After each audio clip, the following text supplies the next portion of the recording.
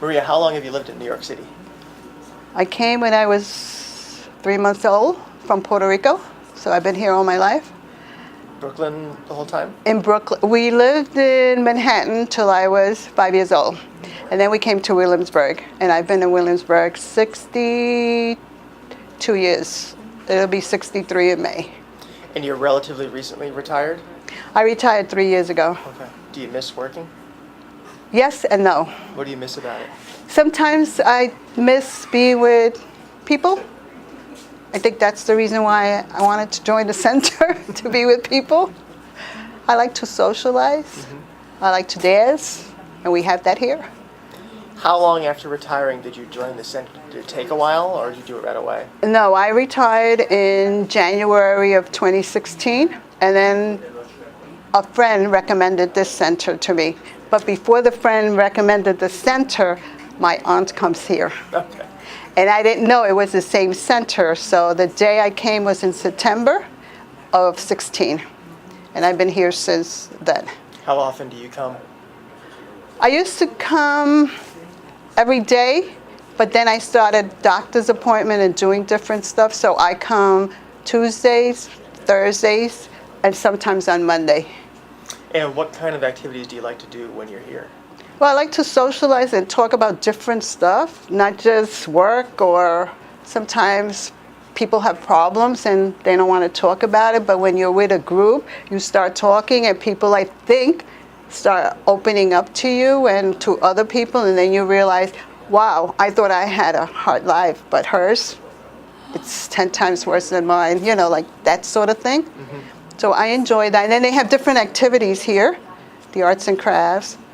They have different programs where people come and teach us stuff, to dance, to read. We have the reading program here where every other day we read a story, and then what they do is they question us on the story, like, what do you think the story is about? And sometimes what you think the story is not what it is. It's something else, and you're like, whoa. But there's so much going on, and they have painting. There's so much going on that I like coming here. It's like my second home, almost. So, when people talk about older New Yorkers, it's generally people who are age 60 and up. So you're a very young, older New Yorker. But I'm curious, since you have entered that phase of life, what do you think is the best part about getting older in New York City, and what do you think is the hardest part, or what do you anticipate will be the hardest part? Sometimes the hardest part for retirement is for people. I'm okay, but there's people who live in facilities. They build around the neighborhood, but everything they say middle income, but when you look at it, it's not middle income and it's not low income. According to our standards, I think it's not. There's not enough. I think they're pushing the low income people out of the area. I grew up here, and I have to be honest, it used to be the good, the bad, the ugly, and now it's the very expensive. That's how I rate it.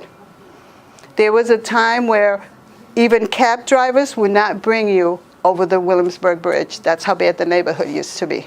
Now it's completely the opposite. Now you ask them, and they ask you, where you going? You say, Williamsburg, everybody wants to bring you. So I think the biggest problem here is more for the living facility for the seniors. Do you ever feel unsafe on the street or in the subways? On the subways, I would have to be honest, yes. Sometimes during the day. During the day? Yes. Sometimes the trains are not as crowded as when you have, so you see strange people, you're not sure if they're good or they're bad, and you start to get a little nervous. So what I do is, I will not carry a bag like this when I'm on the train. I take the smallest, and I carry the least that I can. I don't try to take credit cards because the train, I feel. At nighttime, definitely after 9, I will not take the train. I will prefer to take a cab. So you're, relatively early into hopefully a long retirement. I hope so. Yes, thank you. What do you hope to do? What's something you hope to do now that you are retired? Is there something do you want to travel? Do you want to learn something? Do you want to do anything particular? Yes, I do want to travel. And there's times that I would like to go back to school. But then I feel like, do I really want to sit and open a book and study and go into the internet and all that? I think about it a lot. But I would like to travel, and I'm planning soon. I have to make sure everything is in its place.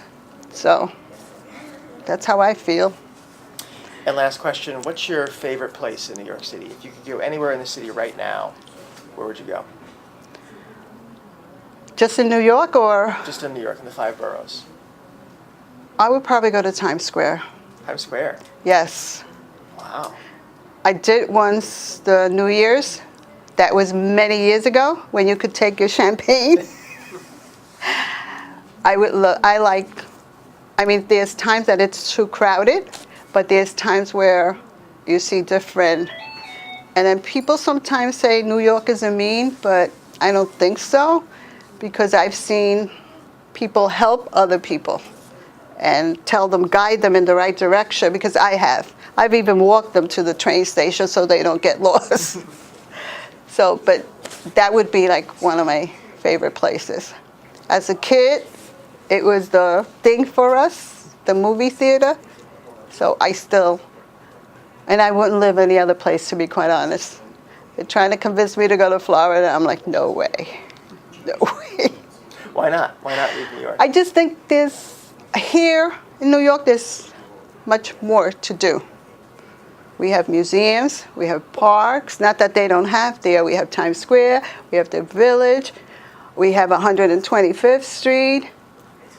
You go to Riverdale, upstate. I think there's much more than in Florida. Florida's too hot. They want to put me in the senior community. And I'm like, that's not for me.